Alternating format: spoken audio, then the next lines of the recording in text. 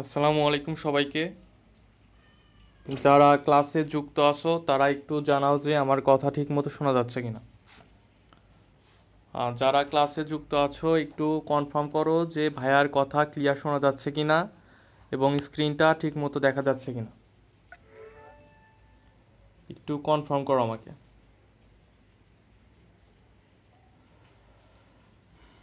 সব কিছু ঠিক থাকলে ইনশাল্লাহ আমরা ক্লাস শুরু করে দিব।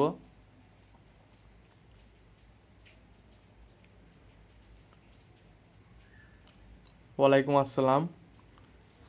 সবাই একটু বলো যে আমার কথা ক্লিয়ার শোনা যাচ্ছে কিনা।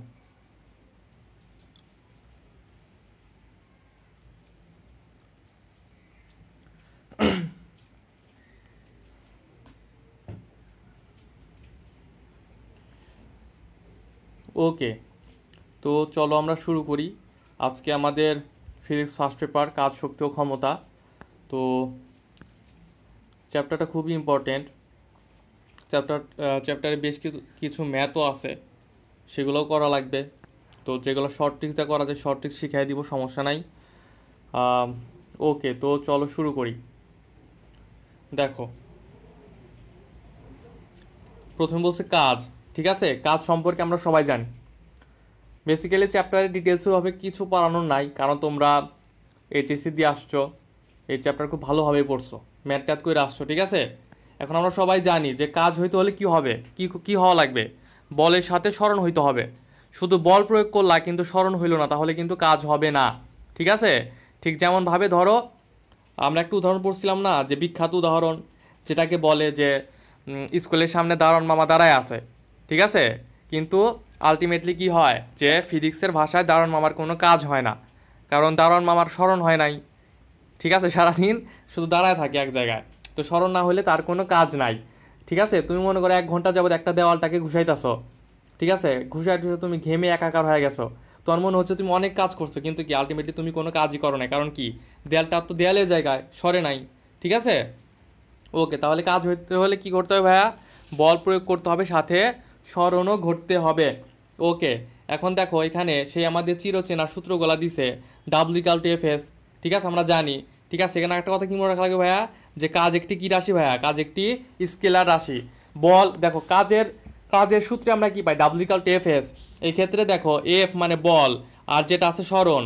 ঠিক আছে, বল এবং স্মরণ দুইটাই কিন্তু ভেক্টর রাশি। ঠিক আছে, কিন্তু আলটিমেটলি আমরা রেজাল্ট পাবো কি, স্কেলার রাশি। তো এটা মনে রাখা লাগবে, কাজ একটি স্কেলার রাশি। আর তাছাড়া কোনগুলা স্কেলার রাশি, কোনগুলা ভেক্টর রাশিগুলো আমরা কি ভেক্টর চ্যাপ্টারেও শিখছিলাম। ওকে, তারপরে দেখো এই যে এখানে কতগুলো উদাহরণ দিছে। ঠিক আছে, উদাহরণ দিছে। এখন দেখো এই যে দুইটা উদাহরণ, প্রথমে দেখো মিলন বই নিয়ে ক্লাসে দাঁড়িয়ে আছে। ঠিক আছে, তার মানে ওর কাজ কি, কাজ হলো জিরো, দাঁড়ায় আছে, কোনো কাজ নাই তো। তার মানে কি ওর কাজ কত ভাইয়া, জিরো, শূন্য কাজ। তারপর দেখো কি বলছে, যে রানা 2 হাত দিয়ে জোরে দেয়াল ঠেলছে, তার মানে কি এটাও শূন্য কাজ। কিন্তু দেখো 3 নাম্বার যে উদাহরণটা বলছে, যে রিমি একটি খেলনাকে ঠেলে ঘরের এক প্রান্ত থেকে অন্য প্রান্তে পাঠিয়ে দিল, এই ক্ষেত্রে কিন্তু কাজ হয়েছে। ঠিক আছে, এই ক্ষেত্রে কিন্তু কাজ হয়েছে। তাহলে আমরা কি বলতে পারি ভাইয়া, আলটিমেটলি এই দুইটা হলো কি ভাইয়া, এই দুইটা হলো শূন্য কাজ। ঠিক আছে, এই দুইটা হলো কি ভাইয়া, এই দুইটা হলো শূন্য কাজ। ঠিক আছে, ওকে। তারপরে দেখো আমরা জানি W equal to F S. Okay, আর একটা সূত্র আছে কি, যদি কি করা হয়, যদি কোনো উপাংশে বল দেওয়া হয়, সরি কোনো কোণে বল দেওয়া হয়, সেক্ষেত্রে আমরা কি দেখবো ভাইয়া, W equal to F S cos theta.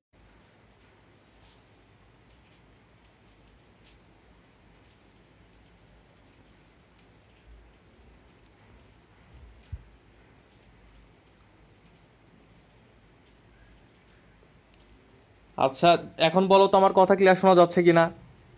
মানে বুঝলাম না, বৃষ্টি তো সকাল থেকে, মানে বুঝি না, সারা বছর নেট ঠিক থাকে, ক্লাস নিতে গেলে যত প্রবলেম। ওকে, তোমরা একটু জানাইও। ঠিক আছে, আমি ক্লাসটা কন্টিনিউ করি, একটু জানাইও যে এখন ক্লিয়ার শোনা যাচ্ছে কিনা, কোনো প্রবলেম আছে কিনা। ওকে, তো দেখো এখানে আমরা একটা সূত্র জানি কি, W equal to F S cos theta. ঠিক আছে, ওকে, সংজ্ঞাটা একটু দেখে নিও।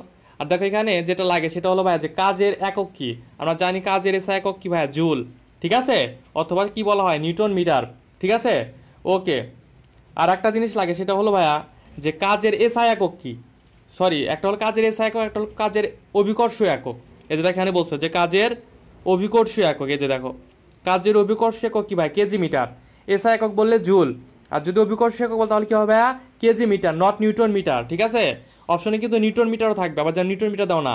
অভিকর্ষ একক বললেই কেজি মিটার, ঠিক আছে, এসআই একক বললে জুল অথবা নিউটন মিটার বলবা। ওকে, তারপরে দেখো কাজের মাত্রা, কাজের মাত্রা তো বের করতে পারবা, ঠিক আছে, কাজের মাত্রা বের করতে পারবা। দেখো এখন কথা হলো ভাইয়া যে অনেকে আছে মাত্রা তারপরে একক এগুলো মুখস্থ করে, ঠিক আছে, মাত্রা একক এগুলো মুখস্থ করা যাবে না, ঠিক আছে, সূত্র থেকে বের করবা। হাজার হাজার মাত্রা আছে, হাজার হাজার একক আছে, এতগুলো মুখস্থ করে রাখতে পারবা, সূত্র থেকে বের করবা, ঠিক আছে। ওকে,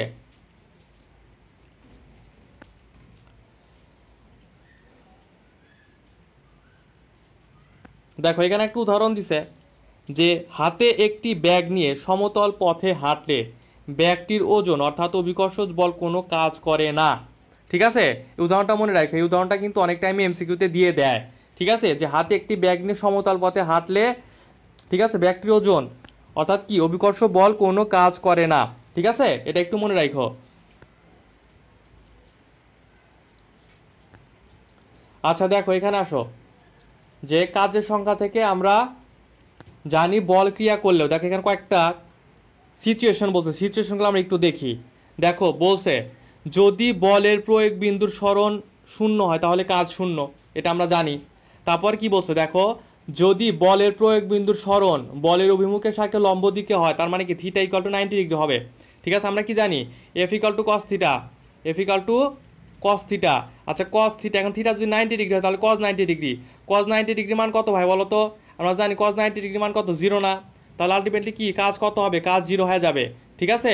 সো আমাদের এই ক্ষেত্রে কি যে লম্বভাবে যদি কোনো বল ক্রিয়া করে কোনো বস্তুর উপরে সেই ক্ষেত্রে কাজের মান কত হবে, কাজের মান হবে জিরো, ঠিক আছে। আবার সরণ জিরো হলেও সেক্ষেত্রে কাজের মান জিরো, কারণ আমরা জানি F equal to W equal two F S, ঠিক আছে, এর সরণ এস জিরো হলে কি হবে, কাজও জিরো হয়ে যাবে, ঠিক আছে। এগুলা আলটিমেটলি তোমরা জানো, এগুলো এভাবে বোঝানোর কিছু নাই। ওকে,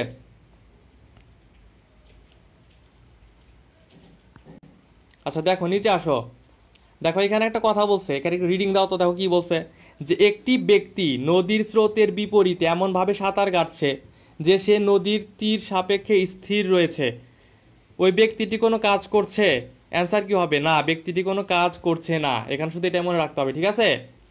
ওকে, তারপরে দেখো বলের দ্বারা কাজ, ঠিক আছে, বলের দ্বারা কাজ তিন প্রকার, একটা হলো দেখো, আচ্ছা দেখো কয়েকটি বিশেষ ক্ষেত্রে কাজ, আচ্ছা ঠিক আছে, একটা হলো বলের দ্বারা কাজ বা এটাকে বলা হয় পজিটিভ কাজ, এটা কি বলে ভাইয়া, পজিটিভ কাজ, ঠিক আছে। আর একটা দেখো বলের বিরুদ্ধে কাজ, এটাকে বলা হয় নেগেটিভ কাজ, কি বলা হয় ভাইয়া, এটাকে বলা হয় নেগেটিভ কাজ, ঠিক আছে। এবং একটা আছে ভাইয়া দেখো শূন্য কাজ ও কার্যহীন বলে, এটা হলো ভাই শূন্য কাজ, ঠিক আছে। এখন এগুলো আমাদের দেখতে হবে গোলা কি এখানে, ঠিক আছে।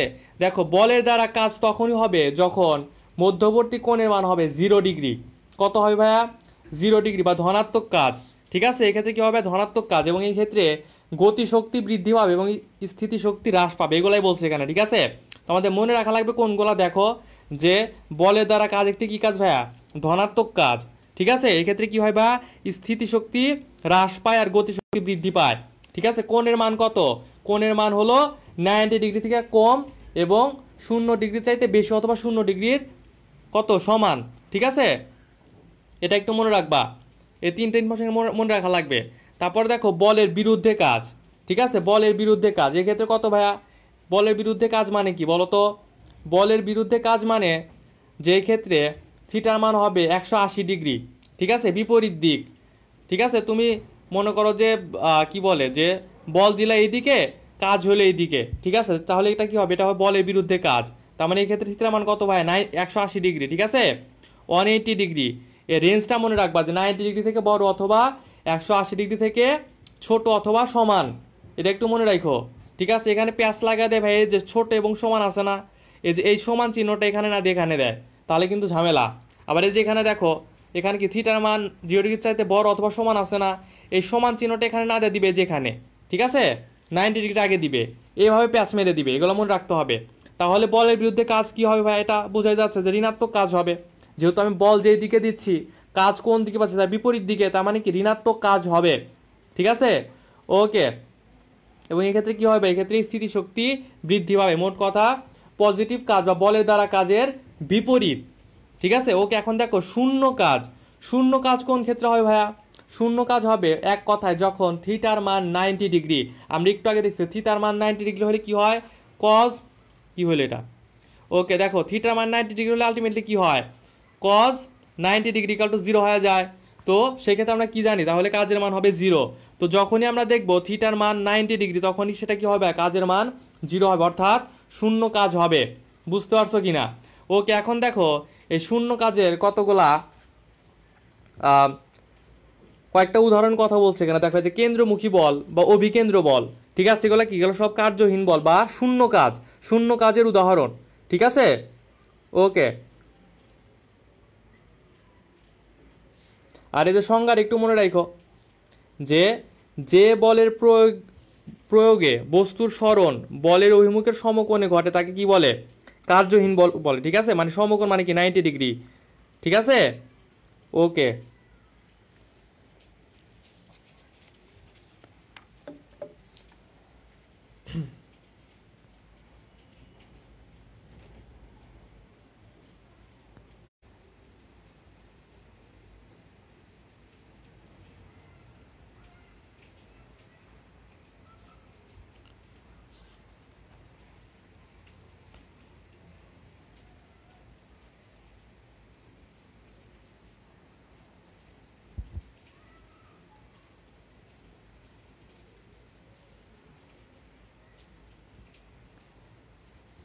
ওকে দেখো এখানে সে আগের কথাগুলাই বলছে যেগুলো আমরা মাত্র দেখে আসছি, যে কি কি শর্তে কাজ শূন্য হয়।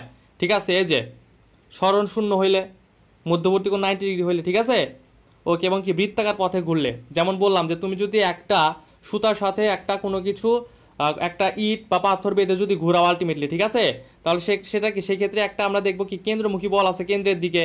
ঠিক আছে, আমরা জানি কি কেন্দ্রমুখী বল একটা কি বল, মানে কেন্দ্রমুখী বলের ক্ষেত্রে কাজ কত? কাজ 0। তাহলে আমরা বলতে পারি যে কোনো বস্তুকে বৃত্তাকার পথে ঘোরালে তখন কাজের মান কত হবে? কাজের মান হবে ভাইয়া 0। ঠিক আছে, কাজের মান কত হবে ভাইয়া? 0 হবে। ওকে, আচ্ছা তোমাদেরকে এখন বলি, আমরা এই যে মাত্র ধনাত্মক এবং ঋণাত্মক কাজ দেখলাম না? আচ্ছা বলো তো এই ধনাত্মক কাজ এবং ঋণাত্মক কাজের যদি তোমাদেরকে আমি একটা প্রশ্ন করি যে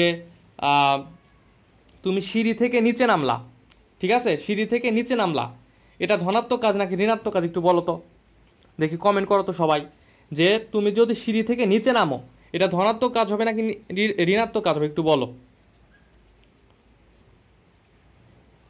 বলো বলো বলো। হ্যাঁ, ধনাত্মক কাজ।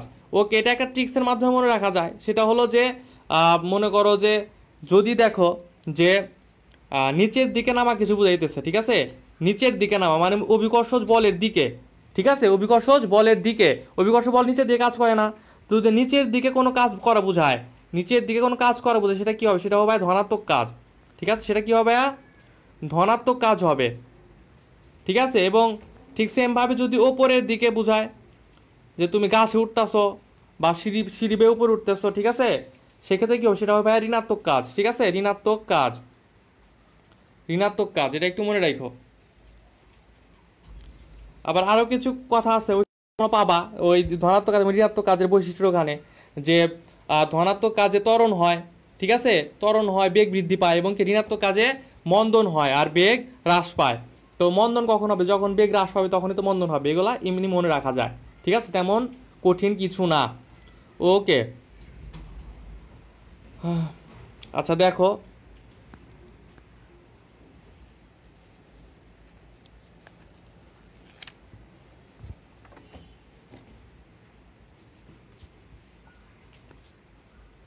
দেখো এখানে ওই এক কথাগুলো বারবার বলছে, যে এখানে দেখো ধনাত্মক কাজ, সেই সেম সেম কথাগুলো যা যা পুরো আসছে এতক্ষণ ওইগুলাই বারবার বলতেছে। ঠিক আছে, যে ধনাত্মক কাজে কি থিটা ইকুয়াল টু 0 ডিগ্রি, ওইখানে রেঞ্জ দিচ্ছে, এখানে রেঞ্জ দেয় না, এখানে ডাইরেক্ট বলছে থিটা ইকুয়াল টু কত? 0 ডিগ্রি। ঠিক আছে, ওকে, এখন সংজ্ঞা টঙ্গা দিচ্ছে। শূন্য কাজ কি? Theta equal to 90 degree. ঠিক আছে, ঋণাত্মক কাজের ক্ষেত্রে থিটা 180 ডিগ্রি। ঠিক আছে, মানে ওইগুলাই জাস্ট এখানে কি ওইগুলাই বলছে আর কি। এই যে দেখো এখানে শূন্য কাজে উদাহরণ দিচ্ছে, কেন্দ্রমুখী বলটা কাজ কি হয়? শূন্য হয়। একটু রিডিং দিবা। ঠিক আছে, এখানে তেমন কিছু নাই। ওই যে আলটিমেটলি যেগুলো বললাম, এই যে যেগুলো বললাম যে ঋণাত্মক কাজে কি হয়, এই যে দেখো এখানে বলছে যে মন্দন হয়, ঠিক আছে, গতিশক্তি হ্রাস পায়, তার মানে কি আলটিমেটলি এখানে বেগের হ্রাস ঘটে। ঠিক আছে, বা ধনাত্মক কাজে কি হয় দেখো, ত্বরণ ঘটে। ঠিক আছে, গতিশক্তি বৃদ্ধি পায়, তার মানে কি বেগেরও বৃদ্ধি পায়। ঠিক আছে, ওকে।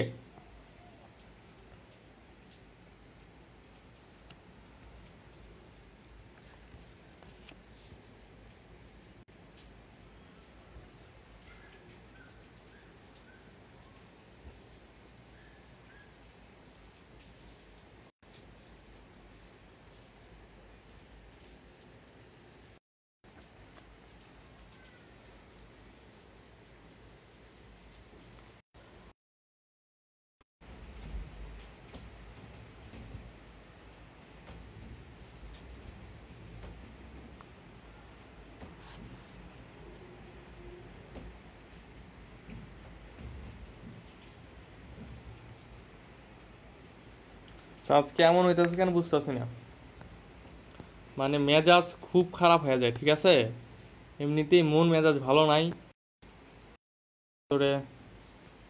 ওকে, দেখো, স্থিতিস্থাপক বল।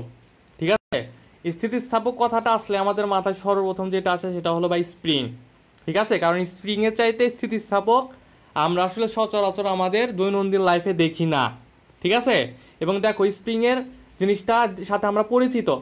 ঠিক আছে, তাহলে স্প্রিং দ্বারা কৃত কাজ বা স্থিতিস্থাপক বল দ্বারা কৃত কাজ সেটা কি ভাইয়া, W equal to half K x square, এটা আমরা জানি। ঠিক আছে, W equal to half K x square. ঠিক আছে, এখানে কে জিনিসটা কি ভাইয়া, কে জিনিসটা কি বলতে পারবা বলো তো, কে জিনিসটা কি? কে জিনিসটা হলো ভাই স্প্রিং ধ্রুবক। কি ভাইয়া, স্প্রিং ধ্রুবক। ঠিক আছে, আমরা যদি এখানে দেখো, দেখো আবার আমরা দেখো এখানে W equal to half K x square না, আমরা জানি এখানে এখানে যদি আমরা এফটাকে দেখি একটু, দেখো যে স্প্রিং বল যেটাকে বলা হয় যে F equal to K x, আমরা এটা জানি সবাই। ঠিক আছে, বা অনেকে এফ ইকুয়াল টু মাইনাস কে এক্স বলে। ঠিক আছে, ultimately F equal two minus কে এক্স, এটা কিসের সূত্র বলো তো? এটা আসলে ভাই প্রত্যয়ন বলের সূত্র বলা হয়।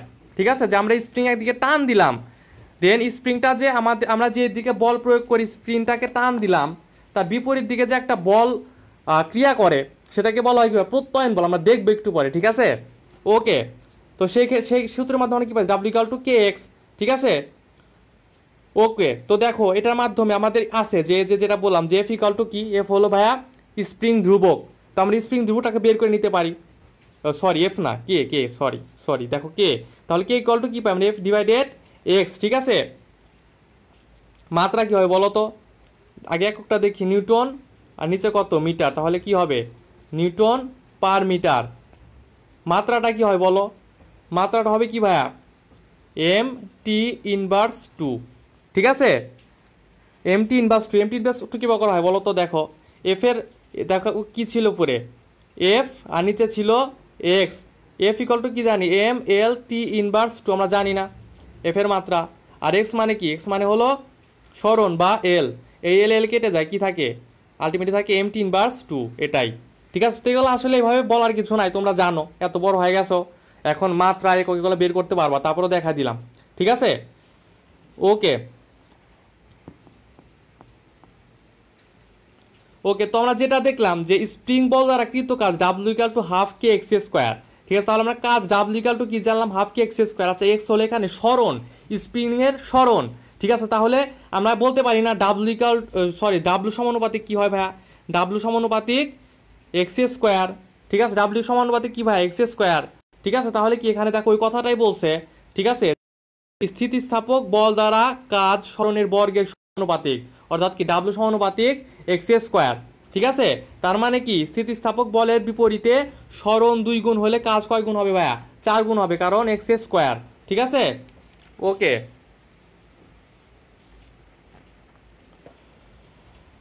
দেখো সেম ভাবে যদি আমরা আর একটা কাজের কথা চিন্তা করি, সেটা হলো ভাই আর একটা কাজ আছে অভিকর্ষ বল দ্বারা কৃত কাজ। ঠিক আছে, আচ্ছা 1 মিনিট আমি একটু মুছে নেই।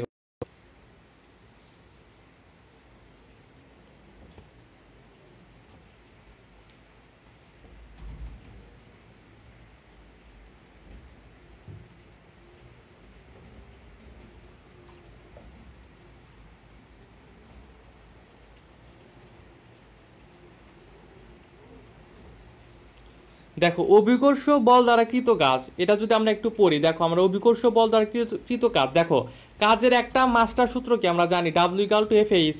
ঠিক আছে, দেখো W equal to F H. ঠিক আছে, আর দেখো এখানে অভিকর্ষ বল বলতে আমরা কি জানি, এফ ইকুয়াল টু, আমরা পড়ছিলাম না অভিকর্ষ বল ইকুয়াল টু, দেখো সবাই জানবা এটা জি এম এম ডিভাইডেড কি আর স্কোয়ার। ঠিক আছে, এই সূত্রের সাথে আমরা সবাই পরিচিত না। ঠিক আছে, মহাকর্ষ বিকর্ষ চ্যাপ্টারে পড়ছি আমরা। ঠিক আছে, ওকে। তো দেখো এদের সূত্রটা, এটা যদি আমরা এখানে বসাই এফ এর জায়গায়, তাহলে দেখো এই সূত্রের সাথে একটা কি থাকে, এইচ থাকে, এইচ। ঠিক আছে, তাহলে আমরা দেখো একটু আগে যখন স্প্রিং বল দেখলাম সেই ক্ষেত্রে কাজ ছিল W equal to half K x square. ঠিক আছে, তার মানে এখানে সরণের বর্গের সমানুপাতিক ছিল। আর এই ক্ষেত্রে কাজটা কি হচ্ছে, মহাকর্ষ বলের ক্ষেত্রে বা অভিকর্ষ বলের ক্ষেত্রে কি হচ্ছে, এই ক্ষেত্রে দেখো কাজ ডাব্লিউ ইকুয়াল টু এটার সাথে এইচ বা উচ্চতা বা সরণ যেটাই বলো না কেন, সরণ বা উচ্চতা এক্ষেত্রে কি ডাইরেক্ট সমানুপাতিক, কোনো বর্গ বা বর্গমূল নেই, তা আমরা বলতে পারি কি ডাব্লু সমানুপাতিক এইচ। ঠিক আছে, ডাব্লু সমানুপাতিক এইচ, সেটা এখানে বলছে। ঠিক আছে, ওকে। দেখো যেখানে এটাই বলছে যে অভিকর্ষ বল দ্বারা কৃত কাজ উচ্চতা বা সরণের সমানুপাতিক, ডাব্লু সমানুপাতিক এইচ। ঠিক আছে, এই দুইটাই এখানে মেইন কথা। ঠিক আছে, অর্থাৎ কি ভাইয়া, আলটিমেটলি বলতে পারি যে অভিকর্ষ বলের বিপরীতে সরণ 3 গুণ হলে কৃত কাজ কত হবে, সেটাও 3 গুণ হবে, কারণ কি সমানুপাতিক সম্পর্ক। ওকে, তারপরে নিচে আসো, এই যে দেখো এই যে প্রত্যয়ন বলে কথা বলছি একটু আগে যে বুঝাইলাম, যে তুমি এই যে একটা স্প্রিং, ঠিক আছে, স্প্রিংটাকে এখানে কি একটা বল প্রয়োগ করে টান দিলা, টান দিয়ে যেখানে নিয়ে আসছো, ঠিক আছে, যে এফ বলের টান দিয়ে নিয়ে আসছো, এখন কি হবে, এই স্প্রিংটাও তোমাকে একটা মাইনাস এফ বলে পেছন দিকে টান দিবে। ঠিক আছে, এই যে টানটা দিল পেছন দিকে, এই টানটাকে বলা হয় প্রত্যয়নী বল, বা তোমার দিকে আলটিমেটলি টান না বলে বলা উচিত যে তুমি যে বলটা দিলা তার বিপরীতে স্প্রিংটা তোমাকে যে বল দিচ্ছে সেটা হলো কি ভাই, সেটা হলো প্রত্যয়ন বল। ঠিক আছে, ওকে। তারপরে দেখো যে স্প্রিং ধ্রুবক, স্প্রিং ধ্রুবকের সংজ্ঞাটা একটু দেখবা, যে স্প্রিং এর একক দৈর্ঘ্য বৃদ্ধির জন্য প্রযুক্তি বলকে কি বলা হয়, স্প্রিং এর বল ধ্রুবক বলা হয়। এবং বল ধ্রুবকের মাত্রা কত, এই যে যেটা আমি একটু আগে দেখাইছি যে K equal to F divided X, মাত্রা কত হয় ভাইয়া, এম টি ইনভার্স 2, এটা কিন্তু একটু আগে দেখাইছি। ঠিক আছে, ওকে।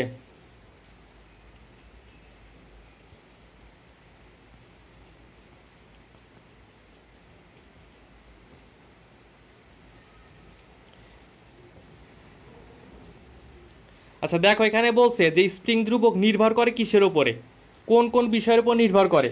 ঠিক আছে, এটা তোমরা মনে রাখতে পারো দর্জির স্থিতি দিয়ে, কি দিয়ে ভাইয়া, দর্জির স্থিতি,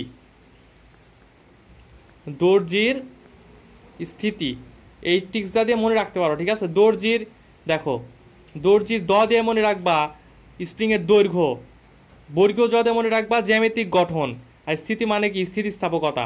ঠিক আছে, তাহলে স্প্রিং ধ্রুবক নির্ভর করে কিসের ওপর, স্প্রিংয়ের দৈর্ঘ্যের ওপরে, জ্যামিতিক গঠনের উপর এবং কি স্থিতিস্থাপকতার উপরে।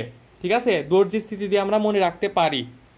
ওকে, এবং দেখো স্প্রিং বল দ্বারা ঋণাত্মক কাজ কখন হবে, ঋণাত্মক কাজ কখন হবে, ঋণাত্মক কাজ তখনই হবে যখন বস্তুর আদি সরণের মান শেষ সরণের মানের চেয়ে ছোট হবে। ঠিক আছে, মানে কি x one less than x two হবে, তখনই কি হবে, তখন স্প্রিং দ্বারা কৃত কাজ হবে ঋণাত্মক বা নেগেটিভ। ঠিক আছে, এটা একটু মনে রাখো। ওকে,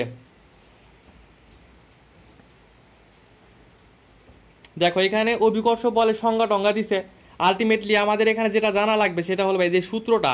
ঠিক আছে, এই সূত্রটা, এই সূত্র এখানে দেখো অভিকর্ষ বলের ক্ষেত্রে আমরা কি দেখতেছি, এফ সমানুপাতিক কি বা ব্যস্তানুপাতিক আর স্কোয়ার না। ঠিক আছে, তার মানে কি মধ্যবর্তী যে দূরত্ব, ঠিক আছে, দূরত্বের কি বর্গের ব্যস্তানুপাতিক না, দূরত্বের বর্গের ব্যস্তানুপাতিক, সেটা তো আমরা এখানে পাইলাম। ঠিক আছে, এটাই শুধু আমাদের মনে রাখা লাগবে এখানে। দেখো এখানে এটাই বলছে যে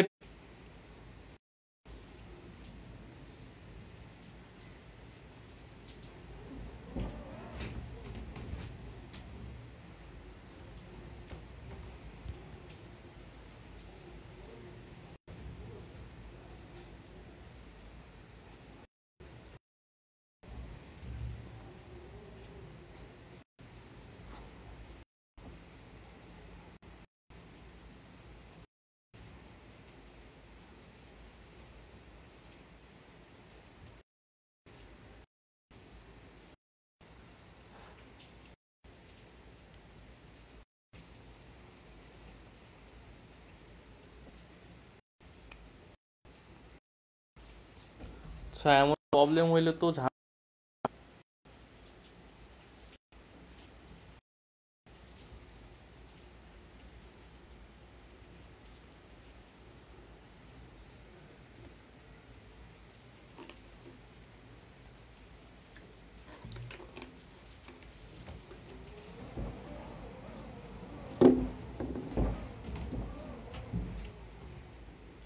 ওকে, দেখো তো যেটা বলতেছিলাম যে অভিকর্ষ বলের ক্ষেত্রে এফ ইকুয়াল টু কি, 1 স্কোয়ার, বা দূরত্বের সাথে বলের সম্পর্ক কি, বর্গের ব্যস্তানুপাতিক আলটিমেটলি। ঠিক আছে, দেখো যে কেন্দ্রমুখী বল বলের দূরত্বের কি, বর্গের ব্যস্তানুপাতিক। ঠিক আছে,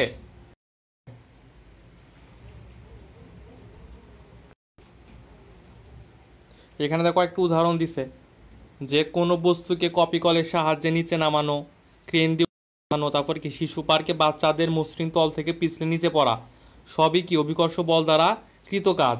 ঠিক আছে, এই যে আলটিমেটলি যে সূত্রটা আমরা দেখলাম, ঠিক আছে, এটা কোন সূত্র থেকে আসছে বলো তো, W equal to F H. ঠিক আছে, সেটা থেকে কিন্তু আসছে। ওকে, এখন দেখো বস্তু নিচে নিচে পতনের ক্ষেত্রে কাজ, এক্ষেত্রে আমরা এই সূত্রটা সবাই জানি, ডাব্লিউ এইচ। ঠিক আছে, এটা আমরা সবাই জানি। এই ক্ষেত্রেও কি দেখো, এই ক্ষেত্রেও ডাব্লিউ ইকাল টু কি, বা ডাব্লিউ সমানুপাতিক এইচ আমরা বলতে পারি। ঠিক আছে, একদম কিসের মতো, একদম ওই আমরা যেটাকে দেখলাম যে অভিকর্ষ বল দ্বারা কৃত কাজ।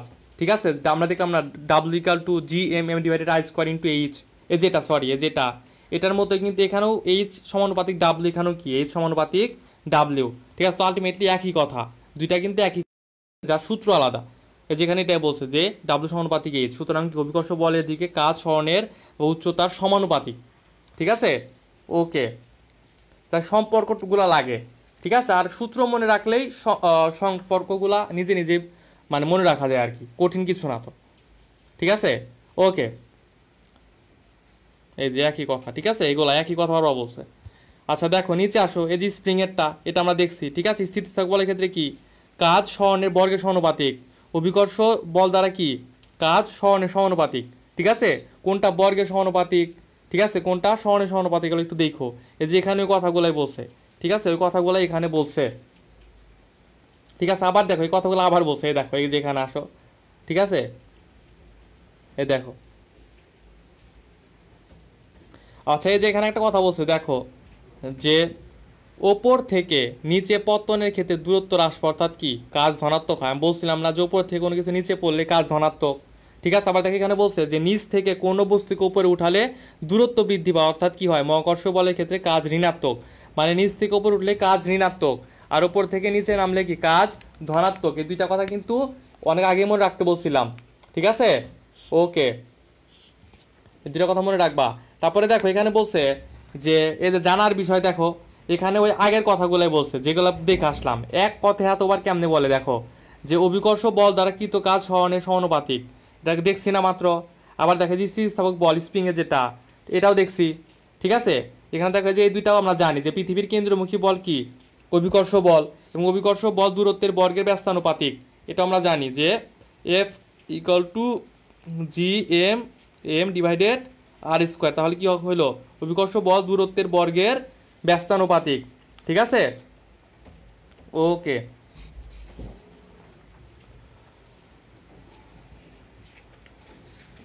তারপরে দেখো নিচে আসো, এখানে শক্তি নিয়ে পড়বো আমরা, শক্তি। ঠিক আছে, শক্তি, ওকে, তো দেখো শক্তি নিয়ে যদি পড়ি, দেখো শক্তি আলটিমেটলি কি কাজেরই একটা মানে কাজকে আলটিমেটলি শক্তি বলা যায়। ঠিক আছে, কৃত কাজ ইকুয়াল টু কি শক্তির পরিমাণ। ওকে, এখন দেখো তোমাদের এখানে 9টা শক্তির কথা বলছে, কয়টা ভাইয়া, 9টা শক্তি রূপের কথা বলছে। দেখো নামগুলা দেখো, যান্ত্রিক শক্তি, তাপ শক্তি, ঠিক আছে, আলোক শক্তি, শব্দ শক্তি, চৌম্বক শক্তি, তড়িৎ, রাসায়নিক, পারমাণবিক এবং কি সৌরশক্তি। ঠিক আছে, ওকে, এখন দেখো আলটিমেটলি এটা তোমরা মনে রাখতে পারো কীভাবে, আমি একটু দেখাই দিই। দেখো তোমরা এটা চাইলে মনে রাখতে পারো এইভাবে, দাঁড়াও 1 মিনিট আমি একটু দেখাই দিই।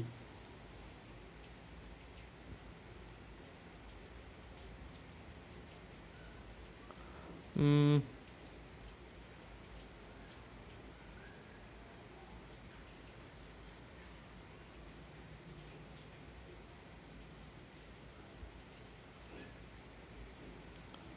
দেখো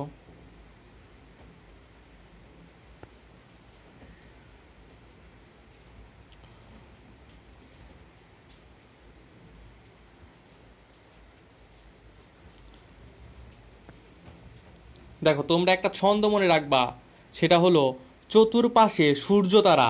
ঠিক আছে, কি মনে রাখবো ভাইয়া? দেখো আমি লেখা দেই, তোমরা লিখে নাও। ঠিক আছে,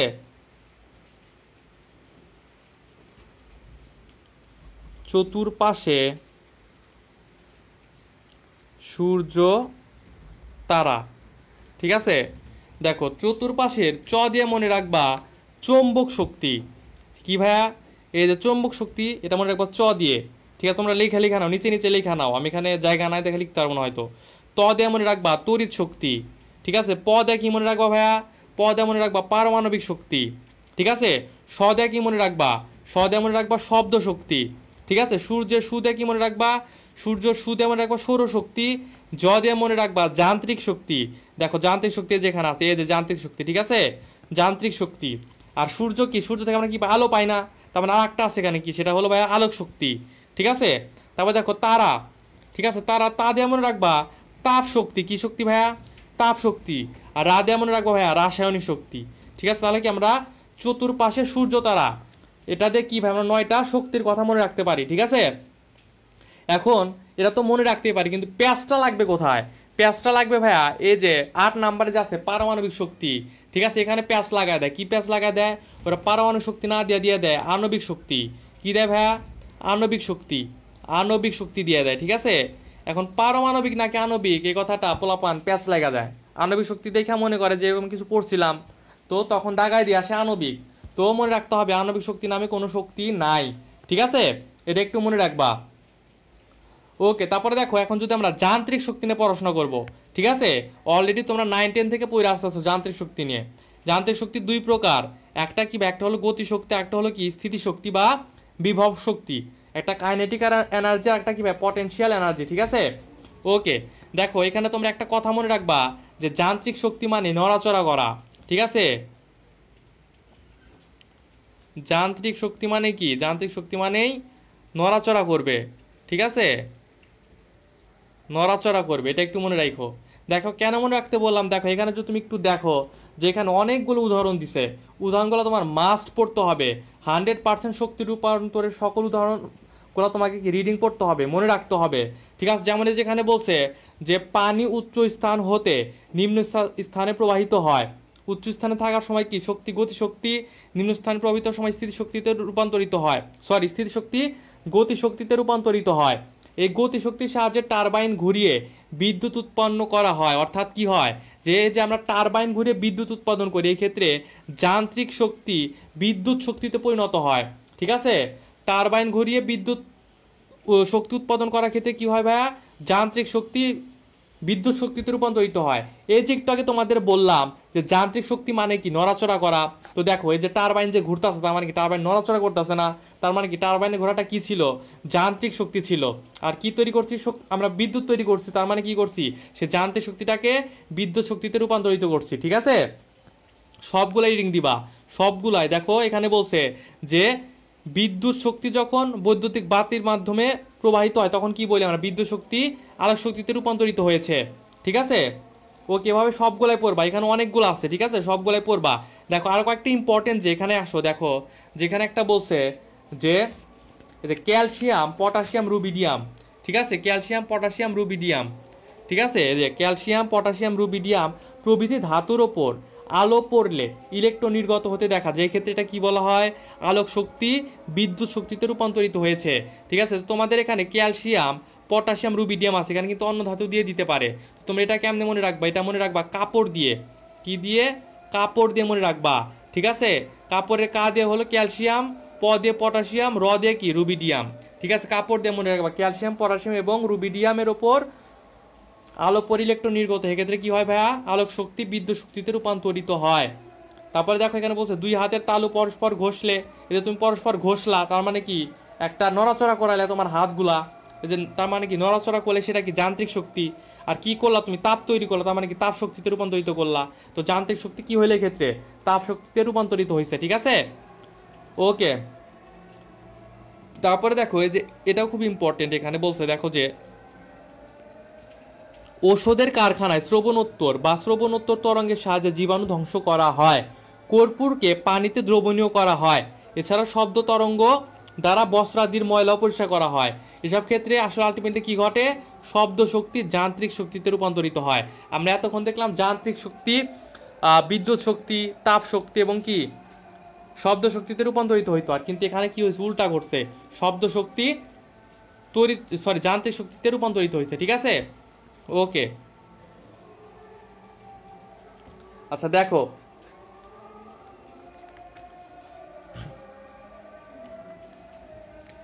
দেখো বৈদ্যুতিক ঘন্টা বিদ্যুতের সাহায্যে চলে। ঠিক আছে, এক্ষেত্রে তাহলে আলটিমেটলি কি হয়েছে, বিদ্যুৎ শক্তি শব্দ শক্তিতে রূপান্তরিত হয়েছে। ঠিক আছে, আবার দেখা যায় কয়লাটা ইম্পর্টেন্ট, কয়লা পোড়ালে তাপ পাই। ঠিক আছে, কয়লা পোড়ালে তাপ পাই, এটা কি হয়েছে ভাই, এই ক্ষেত্রে রাসায়নিক শক্তি তাপ শক্তিতে রূপান্তরিত হয়েছে। ঠিক আছে, আবার দেখো বিদ্যুৎ কোষে রাসায়নিক দ্রব্যের বিক্রিয়ার ফলে বিদ্যুৎ উৎপন্ন, এই ক্ষেত্রে কি হয়েছে, রাসায়নিক শক্তি তড়িৎ শক্তি বা বিদ্যুৎ শক্তিতে রূপান্তরিত হয়েছে। এগুলো মনে রাখতে হবে। ঠিক আছে, ওকে। এই যে দেখো, এই যে তোমরা সৌরশক্তি, অনেকে সৌরশক্তি ব্যবহার করে কি করে, মোবাইল চার্জ দেই, এক্ষেত্রে কি হয়, সৌরশক্তি বিদ্যুৎ শক্তিতে রূপান্তরিত হয়। এগুলো একটু দেখো, যেটা বললাম রিডিং দিতে হবে এখানে মাস্ট। ঠিক আছে, ওকে। এখন দেখো শক্তির একক, শক্তির একক কি ভাইয়া, শক্তির একক হলো জুল। ঠিক আছে, শক্তির একক কি ভাইয়া, জুল। আমরা যেটা বলছিলাম যে শক্তি ইকুয়াল টু কাজ। ঠিক আছে, কাজ ইকুয়াল টু কি শক্তির পরিমাণ, তার মানে কি কাজের একক যা শক্তির এককও তাই। ঠিক আছে, ওকে। শক্তির মাত্রা কি হবে, সেম, কাজের একক যা কাজের একক যা শক্তির এককও তাই, তার মানে কি কাজের মাত্রা যা হবে শক্তির মাত্রাও তাই হবে। ওকে, দেখো এখানে একটা কথা বলছে যে শক্তির সবচেয়ে সাধারণ রূপ হচ্ছে যান্ত্রিক শক্তি, এটা খুব ইম্পর্টেন্ট, যে শক্তির সবচেয়ে সাধারণ রূপ কি, শক্তির সবচেয়ে সাধারণ রূপ হলো যান্ত্রিক শক্তি, এটা মনে রাখবা। ঠিক আছে,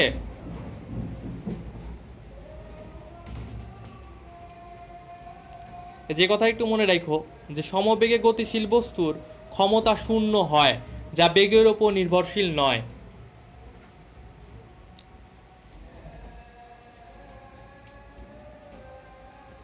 দেখো গতিশক্তি, এই গতিশক্তির সংজ্ঞা টঙ্গা তোমরা 9-10 থেকে পড়ে আসতেছো, আলাদাভাবে পড়ানোর কিছুই নাই।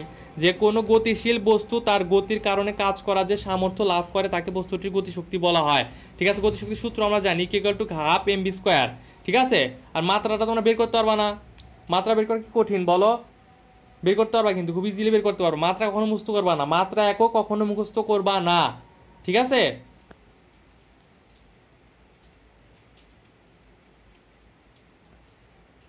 দেখো এখন এই গতিশক্তি আবার দুই ভাগে ভাগ করছে, একটা হলো রৈখিক গতিশক্তি, একটা হলো কৌণিক গতিশক্তি। ঠিক আছে, বা ঘূর্ণন গতিশক্তি।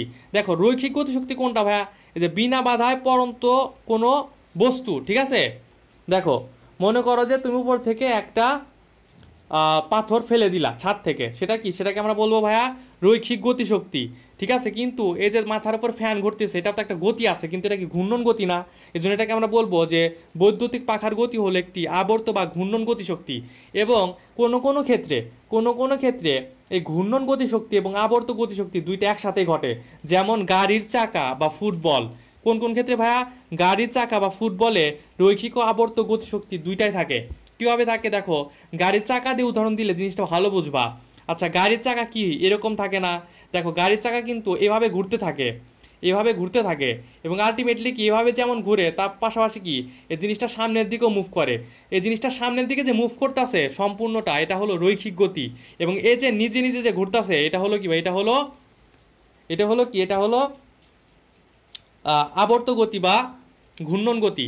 আচ্ছা, তোমরা বলতে পারবা পৃথিবী যে ঘুরতেছে সূর্যের চারদিকে, এটা কি ধরনের গতি, মানে এই ক্ষেত্রে কি রৈখিক গতি আছে নাকি আবর্ত গতি আছে, একটু বলো তো তোমরা, একটু সবাই বলো, যে পৃথিবী যে সূর্যকে প্রদক্ষিণ করে ঘুরতেছে, এক্ষেত্রে কি শুধু রৈখিক গতি আছে নাকি আবর্ত গতি আছে, বলো।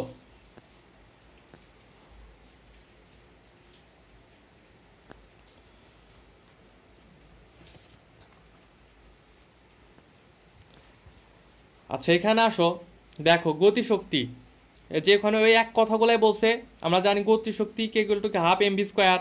ঠিক আছে, সূত্রটাকে ভাঙলে আমরা কি পাই, দেখো ওইগুলো এখানে বলছে। দেখো সূত্রটাকে যদি আমরা ভাঙি, আলটিমেটলি গতিশক্তির সাথে কি বেগের সম্পর্কটা কি বর্গের সমানুপাতিক। ঠিক আছে, ইকে ইকুয়াল টু কি, ইকে ইকুয়াল টু বা সমানুপাতিক কি ভি স্কোয়ার, এটা এখানে বলছে। দেখো এই যেখানে এটাই বলছে যে কোনো মুহূর্তে গতিশক্তি ওই মুহূর্তের বস্তুর বেগের বর্গের ও ভরের গুণফলের অর্ধেক। আচ্ছা এটা কেমন আসলো দেখো, আমি তোমাদের একটু দেখাই। আর তার আগে দেখো যেটা দেখাইলাম যে ইকে ইকে সমানুপাতিক ভি স্কোয়ার, তার মানে আলটিমেটলি কি দেখো বলছে যে গতিশক্তি কি নির্দিষ্ট ভরে কোনো বস্তুর গতিশক্তি ইকুয়াল টু ভি স্কোয়ার, অর্থাৎ কি বেগের বর্গের সমানুপাতিক, বেগের বর্গের সমানুপাতিক, এটাই কিন্তু এখানে বলছে। আচ্ছা প্রথমে যে কথাটা বলছে এটা একটু দেখি, ঠিক আছে, প্রথমে যে কথাটা বলছে এটা একটু দেখি যে কোনো মুহূর্তে গতিশক্তি হলো কি ওই মুহূর্তে বস্তুর বেগের বর্গ এবং ভরের গুণফলের অর্ধেক। আচ্ছা আমরা একটু আগে কি দেখলাম যে E K equal to half M V square, ঠিক আছে। তো আমরা দেখো যে এটা এইভাবে লিখতে পারি না, দেখো এখন দেখো। আচ্ছা এখানে কিছুই না, দেখো ইজি জিনিস, এই যে এখানে যে দুইটা আছে, হাফ যেটা আছে, হাফ মানে কি আলটিমেটলি পুরোটা নিচে দুই না, তখন সুন্দর করে দুইটা শুধু কি এখান থেকে মুছে দিয়ে কি করব, দেখো নিচে দিয়ে দিব, ঠিক আছে। তাহলে আলটিমেটলি কি হইতেছে দেখো, এখানে ওইটাই বলছে যে বেগের বর্গ, এই যে বেগের বর্গ এবং ভরের গুণফল, এবং ভরের গুণফল তার মানে কি বেগের বর্গ এবং ভর কি হয়েছে গুণফল হয়েছে, তাদের কি গুণফলটা যে পাইলাম সেটার কি অর্ধেক, তার মানে কি 2 দিয়ে ভাগ, এটা কিন্তু আলটিমেটলি বলছে, ঠিক আছে। তার মানে কি এটা আসলে equal to half M V square, এটা দিয়ে আমরা বের করতে পারি খুব ইজিলি। ওকে, তারপরে দেখো এই যেখানে বলছে গতিশক্তি equal to P square divided 2m, ঠিক আছে, ইকুয়াল টু কি ভাইয়া পি স্কোয়ার ডিভাইডেড 2m, এটা কিন্তু আমরা একটু পরে দেখব, equal to P square divided 2m, ঠিক আছে। দাঁড়াও 1 মিনিট, এই অধ্যায় তোমাদের আছে কি না।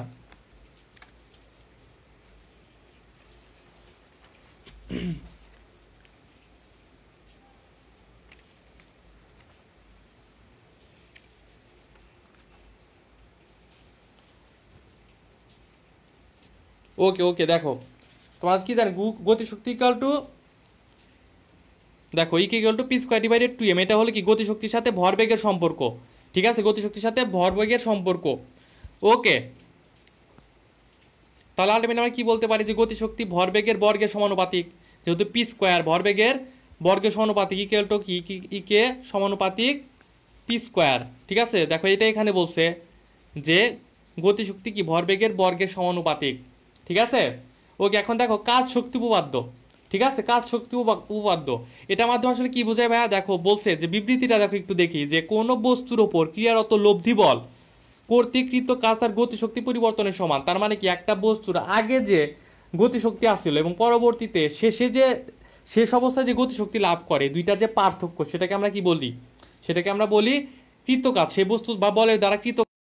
আলটিমেটলি সূত্রটা যদি একটু দেখো, দেখো ক্লিয়ার হয়ে যাবে যে কৃতকাজ ইকুয়াল টু কি বলছে, যে শেষ গতিশক্তি মাইনাস আদি গতিশক্তি, ঠিক আছে। এই যে কৃতকাজ ইকুয়াল টু কি শক্তি লাভ মানে তো শেষ গতিশক্তি মাইনাস আদি গতিশক্তি, তার মানে কি গতিশক্তির পরিবর্তন, এই গতিশক্তির পরিবর্তনটাকে বলা হচ্ছে কাজ শক্তি উপপাদ্য, ঠিক আছে।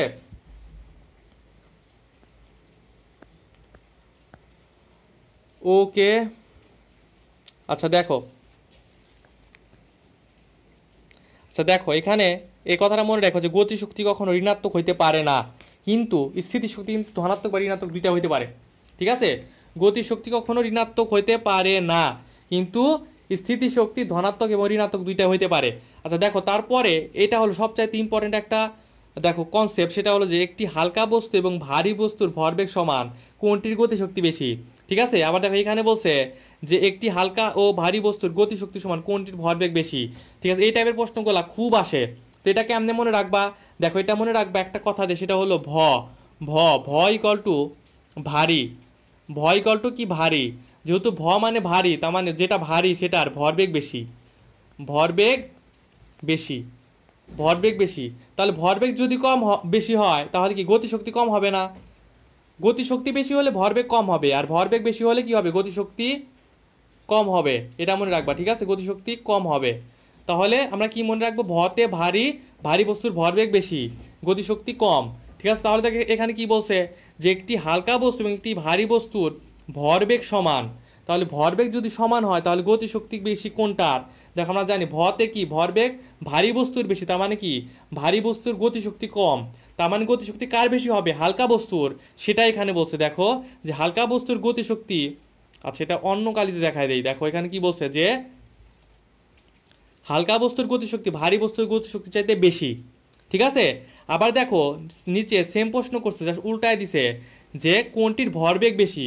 আমরা কি জানি ভ মানে ভারী, ভ মানে কি ভরবেগ বেশি, তার মানে ভারী বস্তুর ভরবেগ বেশি হবে, ঠিক আছে। এখানে আলটিমেটলি অ্যান্সার কি, যে ভারী বস্তুর ভরবেগ হালকা বস্তুর ভরবেগের চেয়ে বেশি, ঠিক আছে। বুঝছো কি না এই দুইটা জিনিস, বুঝছো কি না, অ্যান্সার করতে পারবা কিনা এখন বলো।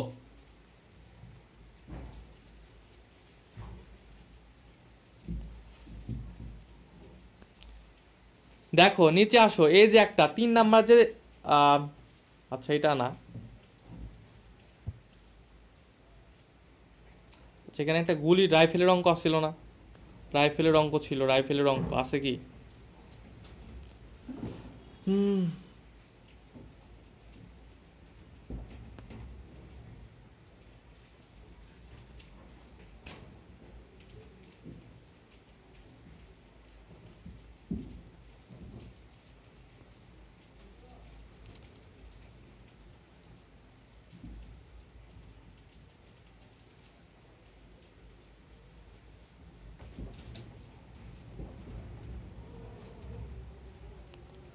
আচ্ছা এখানে নাই, যাই হোক সমস্যা নাই, সামনে হয়তো পাবো আমরা। ওকে, তারপরে দেখো স্থিতিশক্তি বা বিভব শক্তি, ঠিক আছে।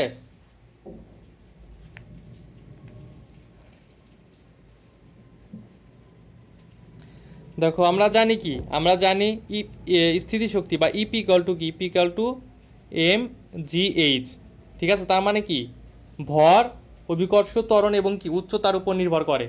দেখো এখানে এটাই বলছে যে কোনো বস্তুর স্থিতিশক্তি বস্তুর ভর, উচ্চতা এবং কি অভিকর্ষ, ত্বরণের উপর নির্ভর করে, ঠিক আছে।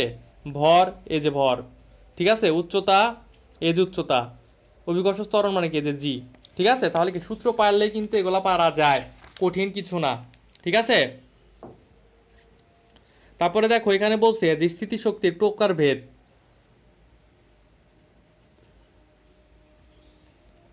দেখো কোনো বস্তুকে তার অবস্থান থেকে যদি তুমি জোর করে অন্য কোনো অবস্থানে নিয়ে যাও, তখনই সেই বস্তুটি আসলে আলটিমেটলি স্থিতিশক্তি লাভ করে। এই উদাহরণগুলো দেখলেই বুঝবা যে ধনুকের কি ছিলাতে তীর লাগিয়ে টানলে, তার মানে কি ধনুকটা আগে এক অবস্থায় ছিল, তুমি কি টান দিছো, তার মানে কি জোর করে ওর অবস্থানটা পরিবর্তন করছো। তারপর কি করছো, দেখো ধাতব পাত বাঁকালে, তুমি ধাতব পাতটা তো সোজা থাকতে চায়, তুমি জোর করে বাঁকাইছো। তারপর কি রাবারকে প্রসারণ করলে, রাবারটা তো চিপকে থাকতে চায়, তুমি কি করছো, জোর করে প্রসারিত করছো। এই সব ক্ষেত্রে কি হয়েছে, স্থিতিশক্তি লাভ করছে, ঠিক আছে। তো আলটিমেটলি বলাই যায় যে কোনো বস্তুকে তো যদি তুমি জোর করে অন্য একটা অবস্থান নিয়ে যাও, সেক্ষেত্রে সেটা কি লাভ করে, স্থিতিশক্তি বা বিভব শক্তি লাভ করে, ঠিক আছে। এখন দেখো স্থিতিশক্তি বা বিভব শক্তির প্রকারভেদ, ঠিক আছে। বিভব শক্তির প্রকারভেদ, এই প্রকারভেদটা তোমরা মনে রাখতে পারবো অস্থির দিয়ে, কি দিয়ে ভাইয়া, অস্থির দিয়ে, অস্থির বিভব শক্তি, ঠিক আছে, অস্থির বিভব শক্তি। যেমন দেখো অস্থিরের অ দিয়ে মনে রাখবা যে অভিকর্ষ বিভব শক্তি, ঠিক আছে, অ দিয়ে মনে রাখবা কি অভিকর্ষ বিভব শক্তি, ঠিক আছে। স্থির দিয়ে মনে রাখবা স্থিতিস্থাপক বিভব শক্তি, ঠিক আছে। আর র দিয়ে মনে রাখবা তড়িৎ বিভব শক্তি, ঠিক আছে। তাহলে আমরা কিন্তু অস্থির দিয়ে স্থিতিশক্তির প্রকারভেদ মনে রাখতে পারি খুব সহজে, ঠিক আছে। ওকে, তারপরে দেখো অভিকর্ষ স্থিতিশক্তি ও বিভব শক্তি। দেখো এখানে একটা কথা বলছে যে অভিকর্ষ স্থিতিশক্তি বিভব শক্তি এক্ষেত্রে ভূপৃষ্ঠকে প্রামাণ্য তল হিসাবে বিবেচনা করা হয় বা রেফারেন্স লেভেল। তো তোমাকে প্রশ্ন করবে যে অভিকর্ষ স্থিতিশক্তি বা অভিকর্ষ বিভব শক্তির ক্ষেত্রে প্রামাণ্য তল হিসাবে বিবেচনা করা হয় কোনটিকে, অ্যান্সার কি হবে, অ্যান্সার হবে ভূপৃষ্ঠ, ঠিক আছে।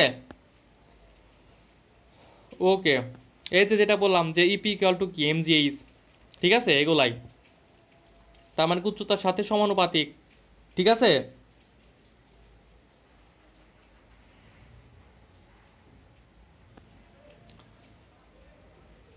ওকে, দেখো এখানে কয়েকটা কথা বলছে ইম্পর্টেন্ট, সেটা হলো যে এই যে যেটা বললাম যে আমরা জানি গতিশক্তি কখনো ঋণাত্মক হইতে পারে না, একটু আগে আমরা দেখে আসছি। এবং আমি তখন বলছিলাম যে বিভব শক্তি বা স্থিতিশক্তিকে ঋণাত্মক ধনাত্মক দুইটাই হইতে পারে। তো দেখো এখানে ওইটাই বলছে যে বিভব শক্তির মান কি ধনাত্মক বা ঋণাত্মক উভয় হতে পারে, ঠিক আছে। এখন আমরা যদি দেখো, আমরা যদি আলটিমেটলি এই যে ধরো এটা ভূপৃষ্ঠ, তো ভূপৃষ্ঠকে আমরা কি হিসাবে কল্পনা করি, প্রামাণ্য তল হিসাবে, ঠিক আছে। এখন দেখো এখন ভূপৃষ্ঠের উপরটা কি, উপরটা হলো পজিটিভ, ঠিক আছে, পজিটিভ, এবং ভূপৃষ্ঠের নিচেরটা কী হবে, নিচেরটা হবে নেগেটিভ। ঠিক আছে, তাহলে ভূপৃষ্ঠের উপরে উচ্চতা যদি তুমি কখনো কল্পনা করো, সেই ক্ষেত্রে বিভব শক্তির মান হবে ধনাত্মক।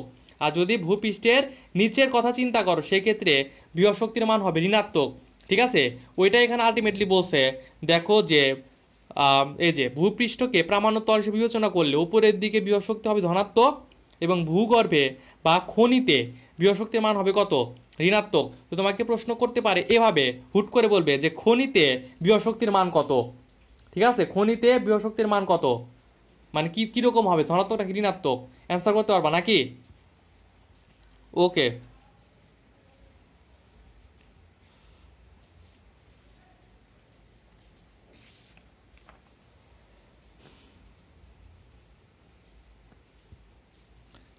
আচ্ছা দেখো এখানে একটা, এই যে ম্যাথটা দিছে, ম্যাথটা খুবই ইম্পর্টেন্ট, খুব খুব খুব ইম্পর্টেন্ট। ঠিক আছে, ম্যাথটা খুবই ইম্পর্টেন্ট। দেখো আমি এটা শর্ট ট্রিক্স দিয়ে করা শেখাই দিই। এত বড় ম্যাথ যদি এই নিয়মে করতে যাও মাথাটা তাওলায় যাবে। ঠিক আছে, তো শর্ট ট্রিক্সে কীভাবে করবা দেখো।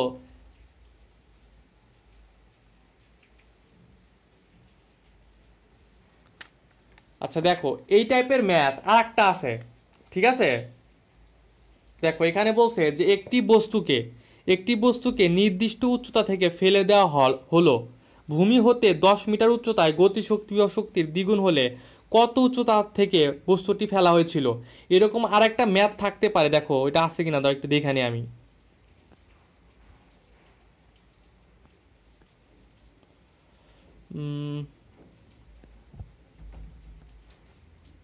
আচ্ছা নাই মেবি এখানে,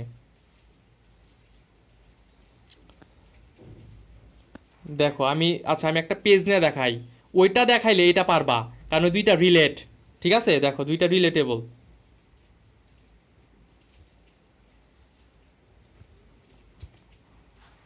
দেখো আমি একটু বলি, প্রশ্নটা এরকম যে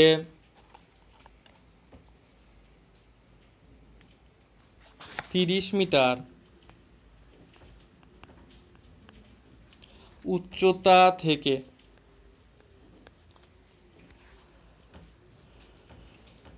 একটি বস্তু ছেড়ে দিলে কোথায় এর গতিশক্তি বিভব শক্তির দ্বিগুণ হবে।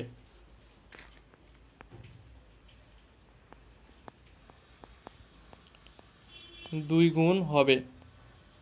ঠিক আছে, এই টাইপের প্রশ্ন কিন্তু তোমরা করছো অলরেডি।